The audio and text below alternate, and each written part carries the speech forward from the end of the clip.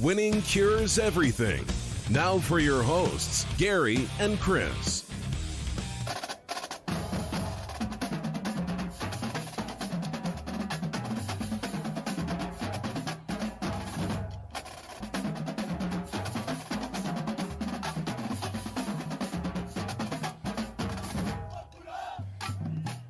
Welcome in. It is Thursday, May the 20th. I'm Gary. I'm Chris. And what a strange day. I'm not used to saying this is Thursday, but it is, in fact, Thursday. I did not get to hop on the show yesterday. I apologize for that. I'm sure Chris enjoyed a day off from having to do this. I was ready. I got slammed with a bunch of stuff that I was not anticipating. So I had all my stuff set up, but I wasn't in the office where my stuff was set up. So that did not go over well for me. But either way, hopefully everybody has had a good week thus far. We've only got one more day to go. Chris, how about you? I know you've been running all day. Yeah, running all day, man. Just trying to get settled in and get ready to roll for this. And does it feel busier shaking this time of year than usual?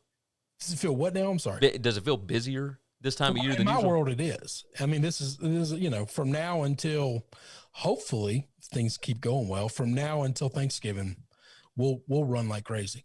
That's it. I think for me, it's the fact that everybody has kind of been at home. Everybody finally is like, okay, we need to get back out there. We need to do something, right?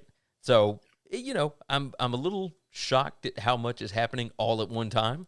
And it has kind of thrown me off my game a little bit. I've been so used to like a routine, and now I'm back out of the routine. There is no routine anymore. Gotta be able to deal with chaos on the regular. Yeah. So we will continue on with that, but winning cures everything will do its thing regardless of chaos or not. The show times might be a little bit different here and there, but for the most part, you're going to get our stuff. You can always find it, by the way, over at winningcureseverything.com. Anything that we put out will be right over there. Any show that we're on, etc., will be right over there. You can find it, the website, everywhere you need to follow us, subscribe, etc. It's going to be right there. So go ahead and knock that out. You can also find our college football show every week on YouTube. SBR Picks, just search it out there. Very easy to find. You can also go over to sbrpicks.com/NCAAF, and it will pop up right there on the page, along with some other great articles and whatnot. All your college football gambling needs can be taken care of right there. Speaking of college football, let's go ahead and start off today's show with that. We have got early lines for some games, man. Some of these sports books have come out with them, and I got to get your opinion on some of these. I know that, and I know it's a little crazy, but all right. Yeah. First off, go ahead. This Clemson-Georgia game. God almighty. Okay. Did you expect Clemson -4 to open? It's dropped down to 3. I don't know that I could care less, Gary. I don't know. You don't? Okay, so tell me. It's 3.5 months away. Were there any of these games that shocked you? Nothing that's going to happen 3.5 months from now that I need a line on. Nothing. The Brown Yeti jumps in. He said, "Sup, fellas, I'm back." By the way, if anybody else wants to jump into the comments, you are more than welcome to. Whatever platform you are on, it will populate right there in the bottom left-hand corner of your screen. That is the chat box. Some of these were... What do you think the line should be? I thought Georgia might be favored in that spot. There's zero chance Georgia's going to be favored in that spot, Gary. These are lines. It's not what's actually going to happen. It's what do people think is going to happen. Oh, no, agreed. That's what I was curious about. Was so you think the national public believes in Georgia over Clemson from what they've seen over the last 4 years of both of those teams? But this isn't the public. This is a Vegas power rating, right? But no, it's not. No, that's not what a line is, Gary. That's not what a line is. A line is not a power rating. Okay. A line is 100% better perception. Public perception. Okay. That's not a Vegas power rating. That's not how those work. That's a valid point. They got Notre Dame -3 against Cincinnati. I thought that was interesting. They got Wisconsin favored over Notre Dame, by 3.5 as of, whatever time. Ohio State by 9 over Oregon. Texas as only a 4-point favorite at Arkansas. Kind of thought that was interesting. And then Washington, a 1-point favorite at Michigan. Some of these I thought were very interesting, just on its surface. What did you think about LSU? Now, this one has kind of ballooned up a little bit. But LSU opened up a 2.5-point favorite at UCLA. You you feel all right about LSU this year? No, I have no idea. I just watched them go 5-5. I don't have a clue how they're going to be. I watched them get trounced by Mississippi State and Missouri Okay. And then I watched them beat Florida. So I don't have there's no any telling. idea Yeah. what LSU is going to look like this year. I'm excited to see it. I'm ready for it, but to give an opinion on it today, it's zero opinions. Zero opinion. Happening Okay. 3 months early. That sounds like a bad idea. That sounds like a good way to lose a lot of money and do something stupid. Well, they have, I mean, obviously they've got limits on these, right? I mean, and it's tiny. They don't let you bet a ton on these opening lines. Mitchell Chagas jumps in. What's up, Gary and Chris? Akbar, what's up? He said, my guys. We got some guys in. It is nice to see everybody jumping in. There's, obviously these lines are kind of, I'm not going to say kooky, but, I mean, it is May. Like, we don't even have preview magazines out at this point. But we do have times that are coming out, and this is, the first round of them. Hang on, wait a minute. Wasn't it just last week you were making kind of a big deal about the NFL having like a whole day where they release a schedule? And now, like, every day a time of a game is coming out, and people are like, oh, this game is going to be on this date at this time. Like, we've had the schedule for a while. Oh, yeah. For college football. And now we're just getting times and people are freaking out about it. You don't think that's dumb? You don't think that's dumber? I think it's kind of dumb. But I don't know that the NFL thing is dumb. I thought it was incredibly smart by them. Listen, if you want to pick a day and release the schedule and release the times, but college football is never going to do that because they've got so many games that are going to change the time based on, who picks the game up and all that stuff. I understand that. I'm not saying they should commit to it. But now stuff this far in advance getting like pushed out doesn't make any sense to me. It just doesn't. This feels like somebody trying to jump on getting people excited about numbers, right? And don't get me wrong, I'm excited about the numbers, but I also know, like, I am not rushing to bet any of these. Like, this is not anything that I'm – but I do like the idea of, like, Florida being like a 15-point underdog to Alabama at home in week 3. Like, that's absurd to me. But, okay. But it gets people talking about, whoa, was Alabama really, 2 touchdowns better than Florida? Like, they had all these guys last year, and Florida still hung within 6 points. So it's, it kind of gets things going. Like, Alabama's a 24-point favorite at LSU now. This is just clickbait. This is all this is getting somebody. We need something to talk about. There are things to talk about out there that's not this. Oh, agreed. So, and we're going to hit on I think this is insanity. By the way, Brad Powers, big-time college football handicapping guy, he said the theoretical hold on college football futures at FanDuel right now is 63.27%. He said, don't ask me if there's value on any of these teams. Like, this is ridiculous. The hold percentage, because we've talked about that. Like, betting these futures is kind of nuts. Like, it's insane. And not just the future, like, on a game. It's the futures of, hey, if you are betting a future in May that isn't going to pay out until, January. 63%? Like, that's how much they can make on your money before they ever have to pay it out or don't pay it out or whatever. Like, it's a smart business if you can get people to do it. But either way, Brown Yeti said, Gary, you get Chris to go crazy every time you bring up preseason rankings and stuff like that. Yeah, no, it's 100% true. It's just we're 3 months away, man. You're talking about a line on a game, and we think we have an assumption of who these kids are going to be 3 months from now, but we don't know. Oh, we don't even know who's actually going to be on the team after fall camp. I know that. Telling. Yeah, that's why the idea of a number coming out right now is just clickbait. It's just fodder for guys who have nothing better to do. You might be, maybe not even might be. You are 100% right on that. 100% right. All right, we'll move off of that and let's dive into the NBA. Another topic that we don't talk a lot about, but there's some big stuff going on right now. The play-in games have commenced, I guess you could say, and the first ones already have been completed on, what was it, Tuesday night? We had the Pacers and the Hornets. Pacers end up winning that one 144-117, and the Celtics advanced to be the 7 seed They won 118-100 over the Wizards. So now we got the Pacers and the Wizards coming up this evening. And tomorrow night, the Grizzlies beat the Spurs and the Lakers beat the Warriors. And now we have the Grizzlies and the Wizards. Sorry, the Grizzlies and the Warriors, all these W's, on Friday night, which I'm pretty excited about. Did you watch any of these games? I watched a lot of the Memphis Spurs game. I watched the majority of that one. And could not stay up for the Lakers. Celtics game.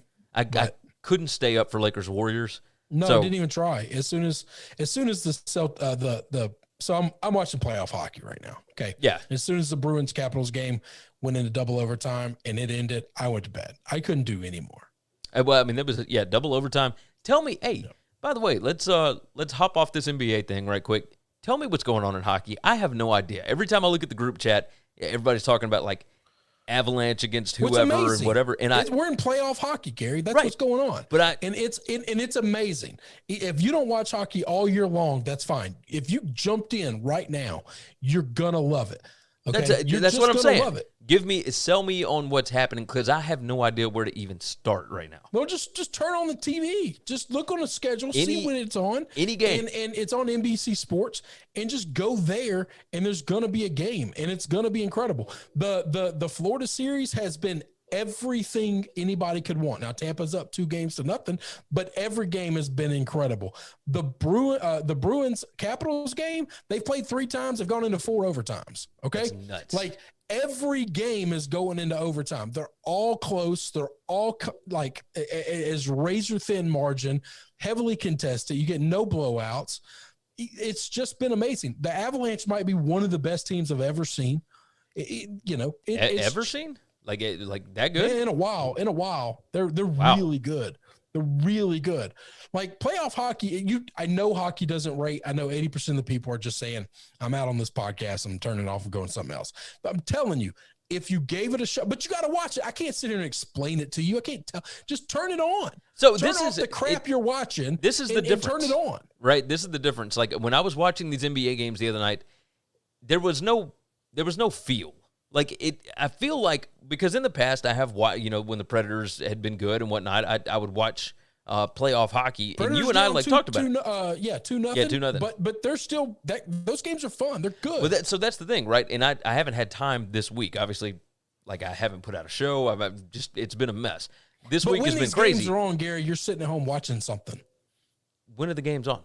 They're at night. What do you mean when the game's on? 6 o'clock, 7 o'clock at night, 8 o'clock at night, 9 o'clock at night. They go through midnight, because the West Coast games don't start until 9:30.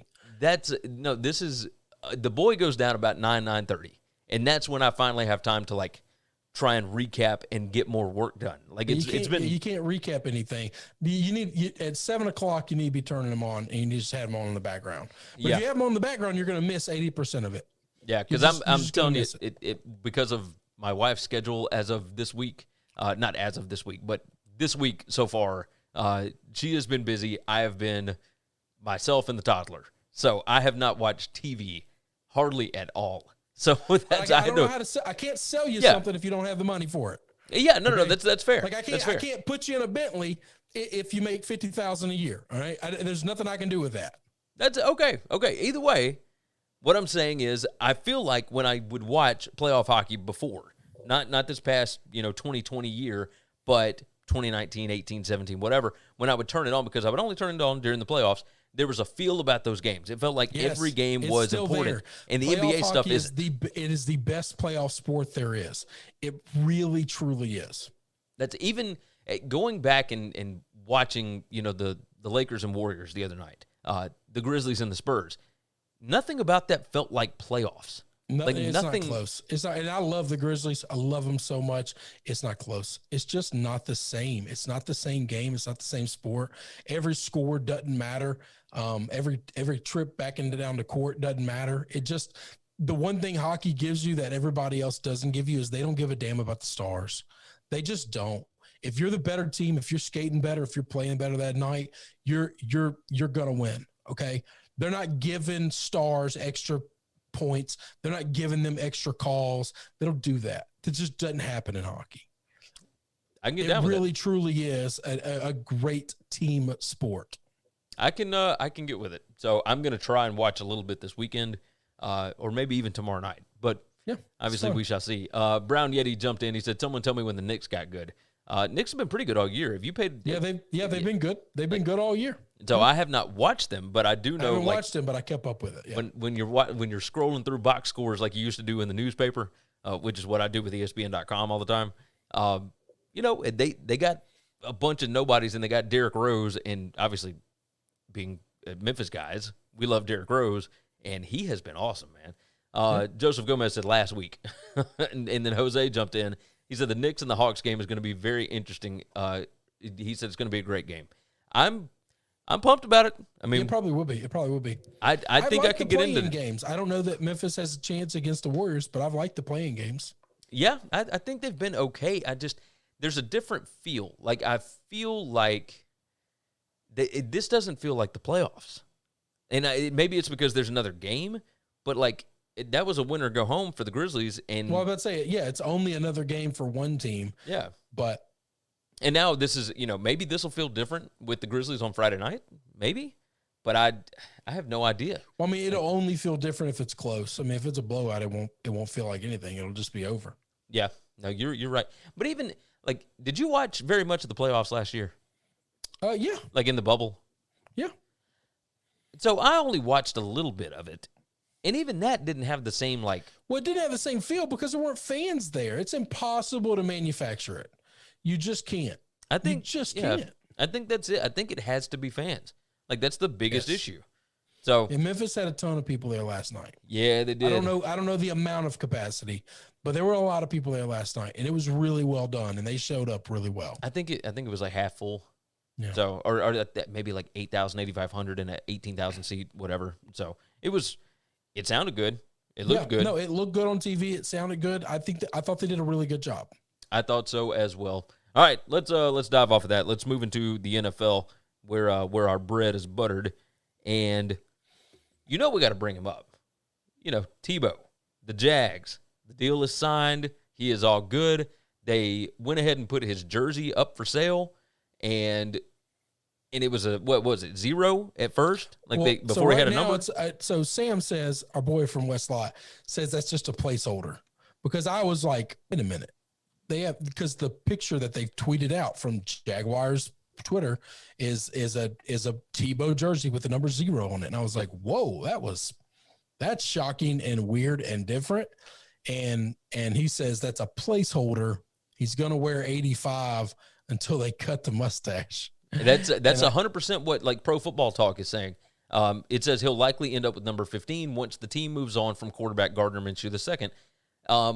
Now, it said, as we understand, this is an effort launched by Fanatics, not the Jaguars. However, you go to Jaguars.com and click on shop, like, that's it. Like, I understand it goes to Fanatics, but, like, they work together. They understand, like, Tebow is going to sell jerseys. Like, that's going to be, a thing, whether he makes the team or not, right? Like, jump on it right now while you can, whatever. He's actually working out with the team today. Like, they're practicing today. Yeah, he's there.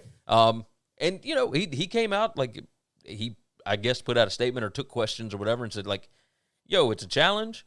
I'm up for the challenge. I know, like, I haven't played tight end in an organized setting like this or whatever, but, like, I'm up to the challenge. In an organized setting. What time in his life has he ever played tight end? When he was a freshman in high school. Like, literally. That was his position. Was that an organized setting? I guess so. Did Tebow just lie to us? I don't think so. I'm putting words in his mouth, but that's for the most part. That's what he was saying. Is like, I understand I'm not a tight end, or I haven't been a tight end, but I can be a tight end. I believe I can do this, etc. I'm stoked about it. I don't understand. Like, we'll kind of use this to jump into another topic, but you and I haven't had a lot of chances to discuss this yet. I talked about it on my Sunday night show. I don't see the issue here. Like, there are so many people that are irritated about he's taking somebody's spot and whatever. Like, no, he just signed on. Like, this doesn't mean he's making the 53-man roster.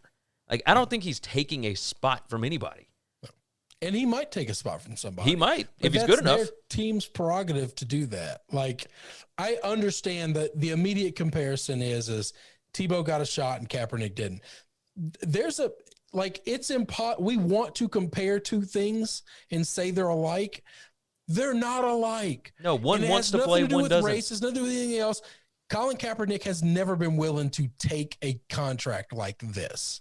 Okay. If he was willing to take and I'm assuming this is a very low contract. It's a veteran's minimum. I mean, it's like $500,000. If he was willing to take a veteran minimum kind of deal, I think there were 15 to 20 teams that would have signed him. Oh, 100%. Maybe more than that. Okay. Yeah. Because these teams want to win. They really don't care about politics. They really don't. They just want to do whatever's best for their team. But they know he hadn't played in a long time, and there's no workout that they're ever going to trust until they get him in their facility, running their drills with their coaches, and they can see what he can really do. But he's never been willing to do that. So you can't make the comparison that Tebow got a chance and Colin didn't. Tebow only got a chance from one guy, and that's Urban. That's because he has a relationship with Urban. He knows Urban.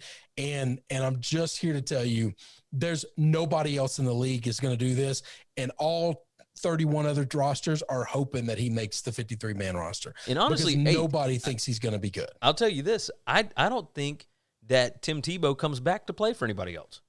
Well, it doesn't matter. He wouldn't have been offered if he tried to or wanted to, Gary. Agreed. Yeah, but that's. I think we're saying the same thing, just coming at it from different directions. Oh, well, he wouldn't want it to play for anybody else. Yeah, because he's not going to embarrass himself for anyone else. Andrew jumps in. I don't think there's an issue unless Tebow makes the final 53 over people who are obviously more talented just because of his relationship with Urban. Even if he makes the 53, I don't think that matters. If Urban wants to build his team, he has the right to build his team however he sees fit. Right. And if he chooses to sign guys that are less talented football players. Every person that's a Titans fan in Nashville right now or in the Memphis area is hoping that he makes that 53-man roster. Yes. They're all hoping for it. Yes, Jose said Jags are not going to play him at tight end. He's playing playing for number 2 quarterback. I don't know about that. Hey, Brad's Crazy Life jumped in and said, we're in the same damn shirt, headed Olive Branch. I don't know if he's talking to you or me, but that's cool either way. Either way. Well, I hope it's my shirt, because if he's wearing your shirt, I don't want to see him in Olive Branch. We don't need any more of that in Olive Branch. Hey, Brown Yeti said the Titans need to pick up the Mississippi mustache. If they cut him, one Florida team's trash is Tennessee's team. Is a Tennessee team's trash. I want it so badly for Bill to sign him. I really want him so bad for Bill. He has not been cut, right? No, he hasn't been cut. He's still on the team. So if you are the Jags, like, it's not like Gardner Minshew has said, I'm holding out if I'm not the starter or anything like that. No, Gardner's going to show up and play. Yes. Gardner's going to show up to compete. Why on earth would they cut him? Why would they move off of Listen, I don't understand a lot of how Urban is building this team. So, hey, Brad said, he said it's yellow. He said, to hell with Bama, War Eagle. That's my boy, Brad. Listen, I don't know what part of Olive Branch you're going to be in, but we'll find a drink sometime. There you go. Just for that. I'm so curious about this, though, because I don't know. I'm going to tell you this, that I think there are 5 teams in the NFL right now that would take Gardner and would probably trade for him. Now, I mean, they're going to be trading a 5th or 6th round pick, but you get something over the cutting the guy. Yeah, but I just don't understand why. Like, I don't know who else is on the like Glennon isn't on the roster anymore, right? No, Glennon's off the roster now. So I think he's going to be there. He's not leaving. I don't think they're cutting him.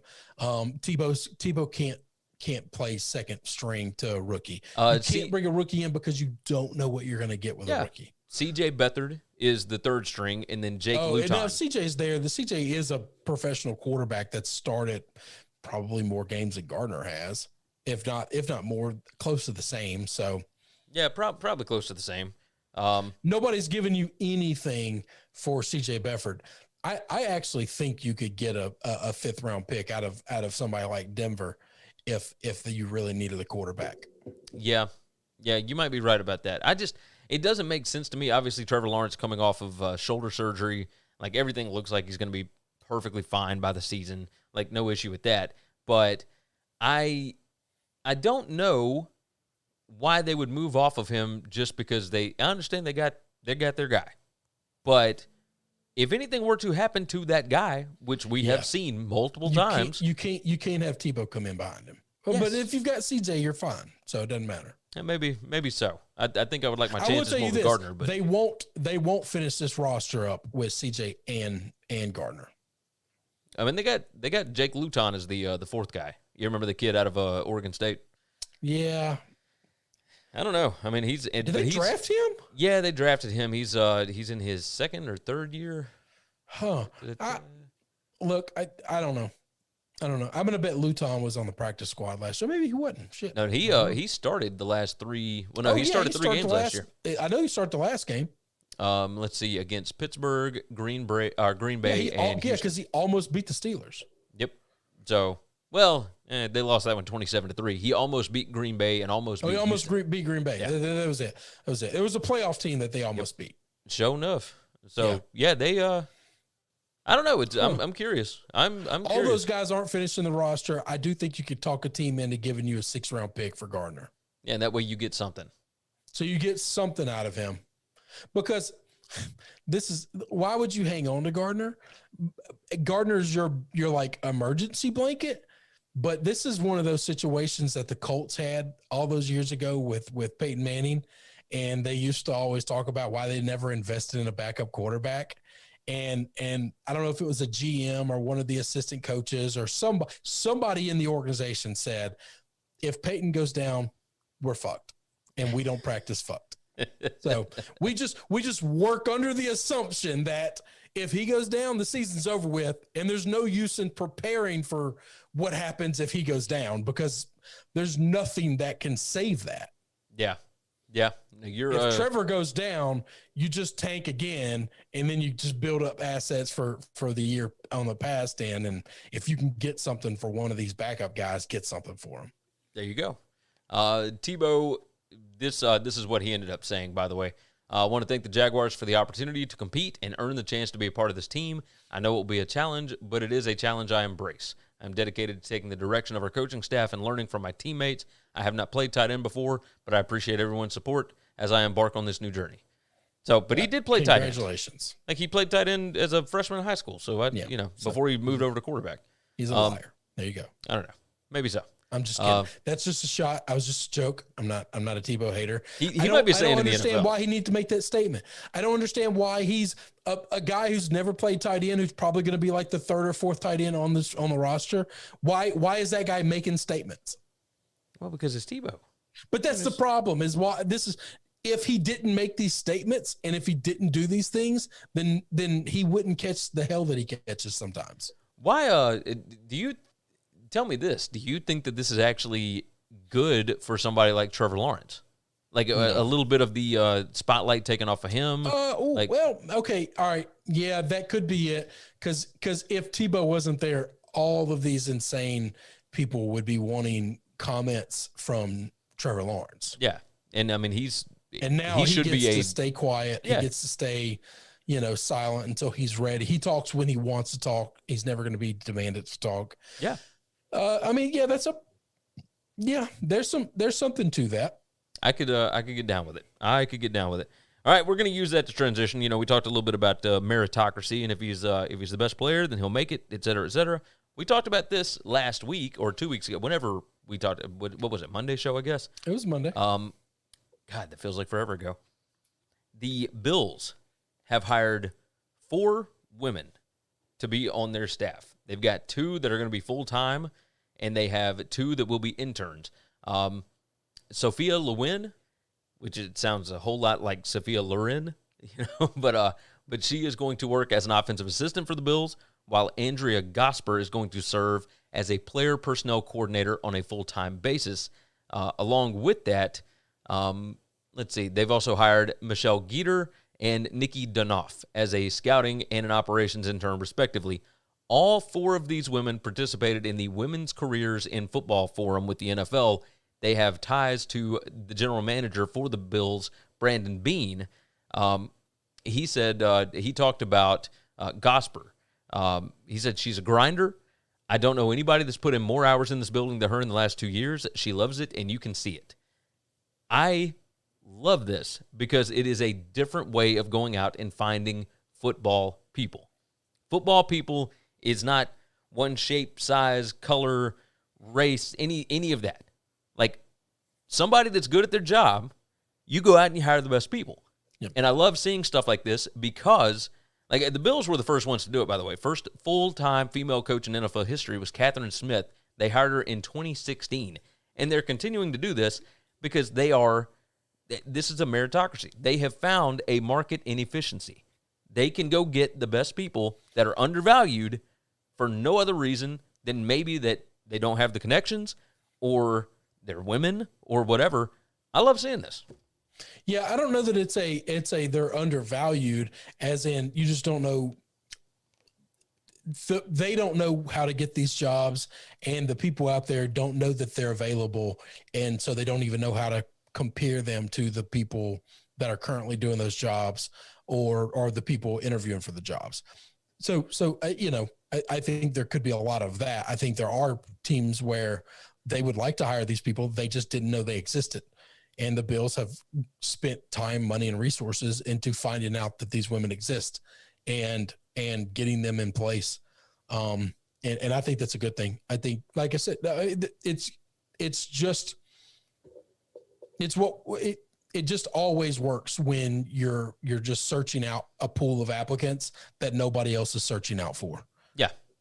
Yeah. Being able to establish these kind of relationships through something like what they were saying, the NFL's Women's Careers in Football Forum, which is actually headed up by Sam Rappaport, who is the NFL Director of Football Development.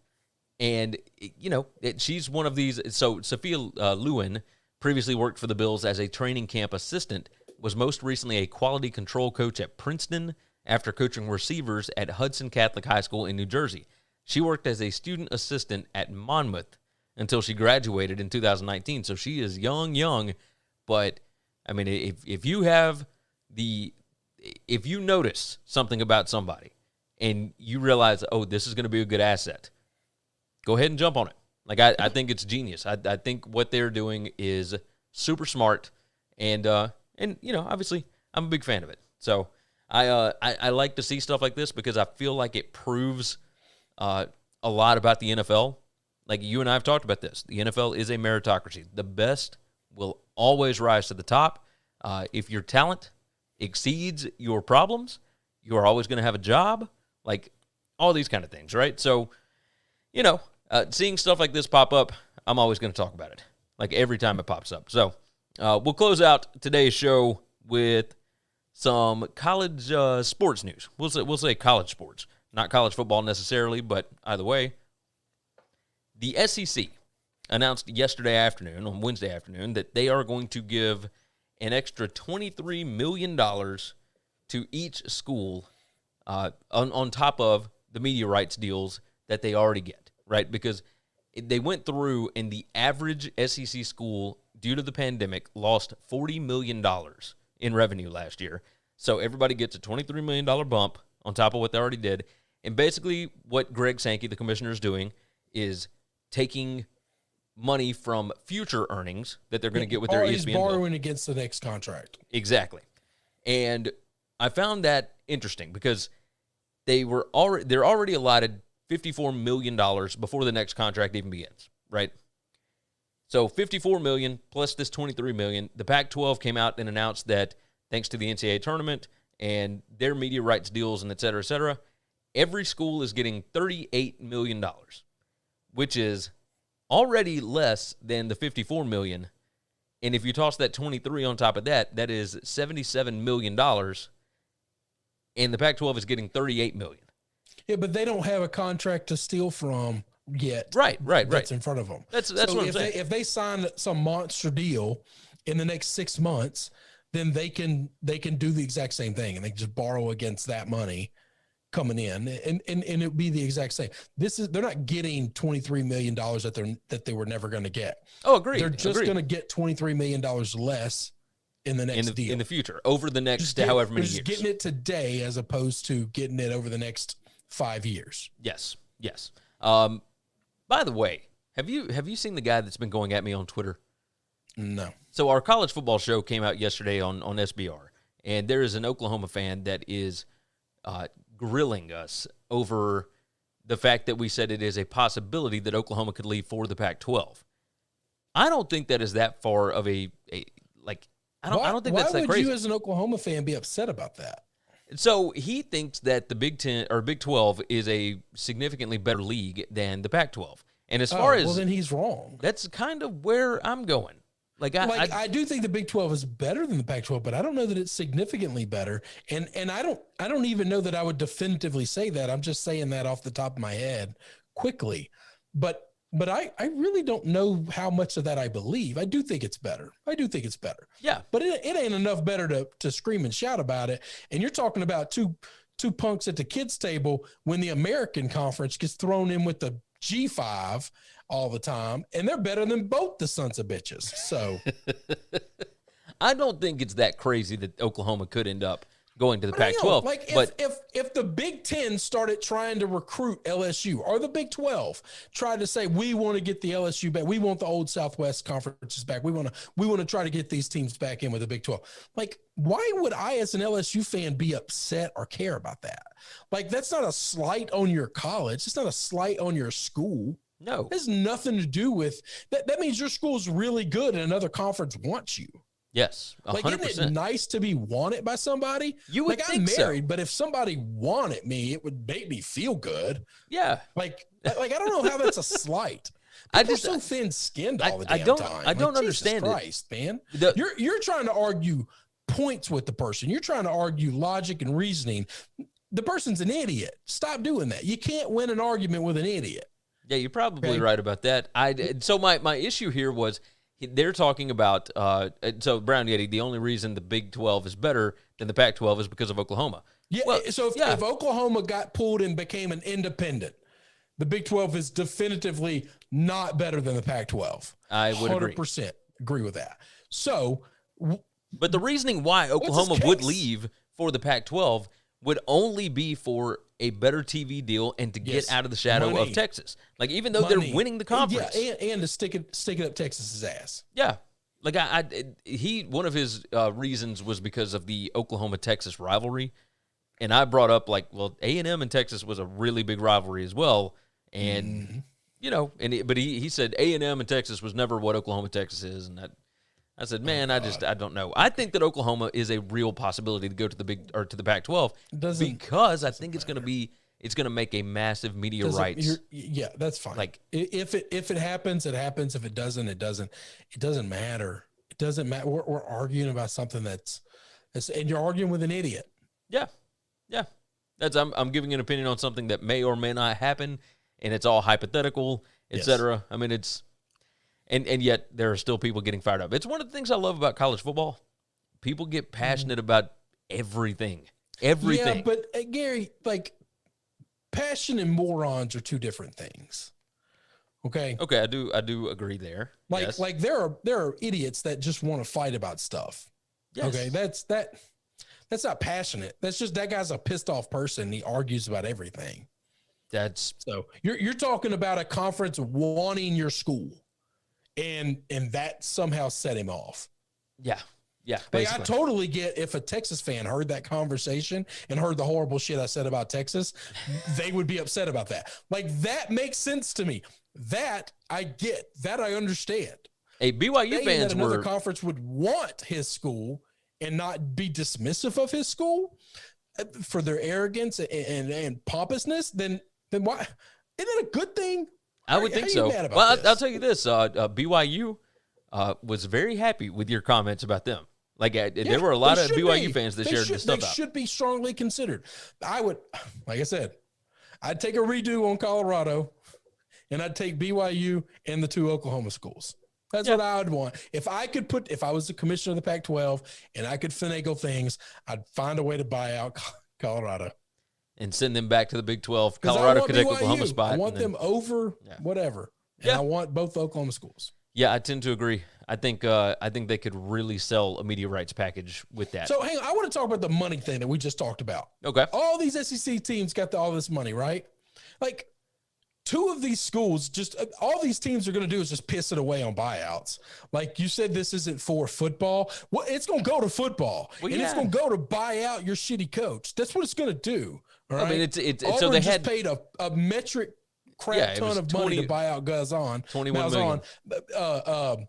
South Carolina just paid a bunch of money to Muschamp to leave. Like the extra $23 million doesn't even cover the buyouts that they just wrote checks for.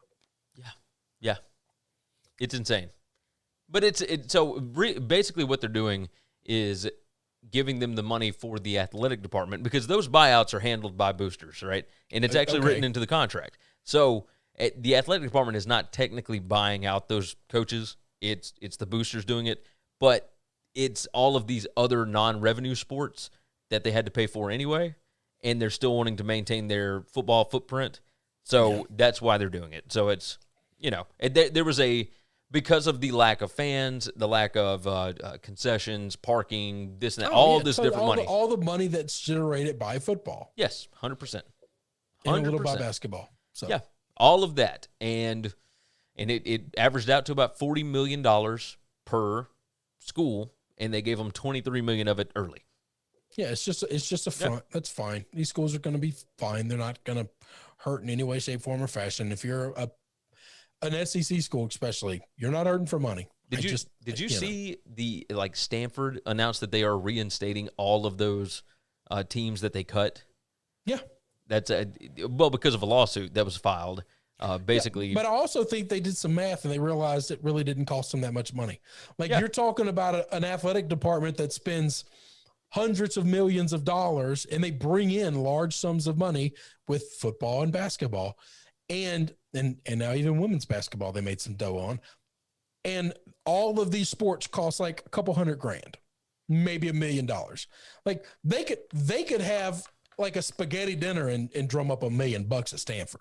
Oh yes. So I mean, their endowment is at absurd. Some point in time, somebody did pencil to paper and did some math real quick and was like, yeah, we don't need to cut these sports. This is stupid.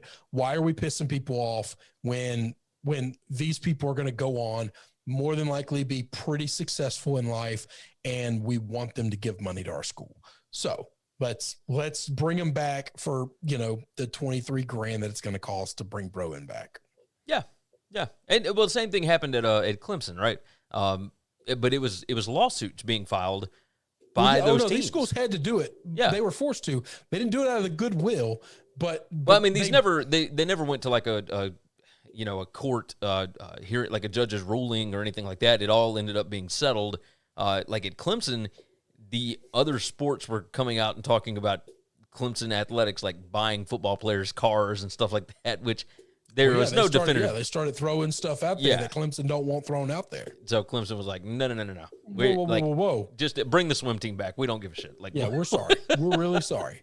Hey, Brown Yeti said everybody's cars is going to pay for the swim team too. There you go. Brown Yeti said we need an extra $23,000, Frank. He said, what about Boise State for the Pac-12? I think that's absolutely. Boise State's not the same without Chris Peterson. What they were with Chris Peterson was special. Yes. All right. If you take Boise State out of the Mountain West and you put them in any other conference, I'm talking about Conference USA. I think Conference USA, they have a lot more competition than they got now. And they probably still win it, but they're not running away with it. Okay. I mean, they don't run away. I don't think they stand up at all. Yeah, they don't run away with the Mountain West as of right now. I'm curious what Andy Avalos is going to do. Which is why they don't help the Pac-12. I don't think at all. I'm just wondering if, I don't know what their brand is worth, because what the Pac-12 is looking for is like marquee matchups to be able to sell in their media rights package. 5 years ago, when they took on Colorado and Utah, Utah, I think Boise had a hell of a brand. But today, no. And if you're 5 years ago, I don't know why I said 5 years ago. Let me ask you this: we got to stop the numbering of these things. Pac-10 sounded normal to me because it's all I ever knew my entire life. They changed it to Pac-12. It took me about 3 months to adjust, but it at least rolls off the tongue. Pac-14 sounds stupid. Yes. Well, I mean, it's why the Big 12 didn't change and the Big 12 didn't change, even though neither one of them have 10 or 12 teams. They didn't change. You got to come up with something, and you can't go to Pac-14. You got to change your name completely, or you just got to stay the Pac-12, because I'm not saying Pac-14. I think that sounds ridiculous. I think, I mean, if honestly, they would have been smarter to just be like the Pacific Coast Conference. Yes. Like, that would have made a lot more sense, because then you could have whatever call number. Yourself the Pac. Just say Pac. Yeah. I mean, the SEC doesn't say we're the SEC, but the SEC, But SEC doesn't spell anything. Pack, I don't know. I'd just say Pack. So, I mean, the Pac is the Pacific Athletic Conference. Yeah. So you just drop the number. Yeah, just call it the Pac. I mean, I'd be fine with whatever. The PAC, like PAC, SEC, whatever. So, Chris, did we lose you? It appears we might have lost Chris. Lightning fast internet, and I'm still here. There we go. Okay, you're here now. It completely froze up, like with your eyes closed, like looked like you were taking a nap during the show. Osai22 says Pac 14 sounds like store in the mall next to Piercing Pagoda. Yeah, Pac 14. I don't know what Piercing Pagoda is. I have no idea. Am I that old? We might be, man. When's the last time you went to a mall? It's been a minute. I think it's been at least 2 years for me. I've been to an outlet mall last summer. Does that count? Maybe. Probably not. Well, I went to an outlet mall. I went into a store in an outlet mall. Like I drove to the outlet mall, but I parked right in front of the store I went in. I walked into that store. I walked out of that store and I left. And then went right back to your car. And then I went home. Like, he said it's been years for me too. Well, I didn't go to I was on vacation. But yeah, does that count? I could see it. So I see what he's talking about. Pac 14, if you think like Forever 21 or whatever, like something like that. I could totally see that. I'm about to start making jokes that are inappropriate and will get me canceled. So I'm going to stop. We don't, you know what? Maybe it's a good time to end the show. It's been 46 minutes, but I think we're all right. So if we were still in the late 90s, early 2000s, this was my second freshman year of college, I would have said some really funny, horrible shit just now. Just so everybody knows. So you can think what it is. If you want to, you can tweet Chris and give him your ideas of what you thought it might have been. Just DM it to him. Don't put it out on Twitter. You might get shut down. Oh God. Is there anything else we want to hit on? No. I'm looking at ESPN to see if anything's broken. This is kind of the dog days, and we're not even in June yet. Edelman shot down the Bucks rumors. Says I saw coming back, and if he did, he would come back for the Patriots. He would never play for another coach other than Bill. He said that last week on McAfee's show. Yeah. Oh, okay. I don't listen to that show. Yahoo just reported it. Yeah, no, he's had to come out and say it multiple times because Gronk and Tom Brady have been they keep breaking his balls. They keep like, he's going to come down here and play with us. He's like, no, guys, like my knees broke. Just stir in the pot. Hey, somebody wants to know, will Julio be traded? I saw Derrick Henry has been coming out publicly saying that he wants the Titans to trade for Julio. Yeah, but I've seen a lot of guys. There's been a lot of people on the Patriots that have done the same thing. The teams that I've seen that are interested in him is you've got the Titans, you've got Patriots, obviously, and then the 49ers I thought was an interesting one. I thought, in the Ravens. I think all those teams. The Titans are the only team that I don't think Julio makes them. I think he obviously makes them a lot better, but I don't know that they're going any farther with him or without him. Those other teams, I think he takes them to a second level of where they are in the pantheon of what this season looks like. 49ers and the Ravens especially. Yeah, I could believe that. Did you hear the Deshaun Watson stuff that came out this morning? No, I saw that he actually spoke yesterday. I got that alert. I was driving, and then by the time I got home, I couldn't find the notification anymore, and I gave up. I haven't seen where he spoke. I know that I literally got a notification that said Deshaun speaks for the first time since whatever. Interesting. Now that could have been people asked him, "Hey, what's going on?" and he says, "I can't talk about it." And then they wrote a headline that said Deshaun speaks. That's entirely possible. Maybe that's why it's not like big news anywhere else. Matt Lombardo from Fansided, he cited multiple conversations with league executives, and there are still 3 teams that are interested in Deshaun Watson. It's the Raiders, the Dolphins, and the football team. I would, oh my God. If he goes to the football team, Gary, I'm going to lose it. You know I already have an NFC championship ticket with them. I know you do. What is it, like plus 5,500 or something? 40. I have to look it back up. It's over 4,000, but it's not over 5,000. They're making some money off of you. They got your hold. I don't care. They can have it. They can have it. Oh God. All right. I think that's going to wrap it up. I think that's going to wrap it up. All right. You guys have been fantastic. Thank you to everybody that jumped in. We certainly appreciate you. You have made the chat much more interesting. And, my God, just like usual, you have helped drive the show. Some of the topics that we discuss, not necessarily long topics, but you give us different things to think about, and we appreciate you for doing it. So anytime we go live, if you want to, go ahead and jump in, share the show out, tell your friends about it. If you're watching on YouTube, hit that like button. Make sure you are subscribed everywhere you need to be subscribed. You can find all that stuff at winningcureseverything.com. Also, our college football show, if you have not watched for this week, go find out what the hubbub is about. We talked about the guy from Oklahoma being irritated. We talked about the guys from BYU being happy. All that good stuff. You can find it at sbrpicks.com/NCAAF or just SBRpicks on YouTube. That's going to do it. So, you guys take care of yourself, take care of each other, and hopefully this weekend, all of your tickets cash. Thanks for checking out Winning Cures Everything. If you want to keep up with us, hit subscribe on YouTube or your favorite podcast app. Visit the website at winningcureseverything.com, or you can like us on Facebook or follow us at Winning Cures, at Gary WCE, or at Chris B. Giannini on Twitter. Share out the show, leave a nice review,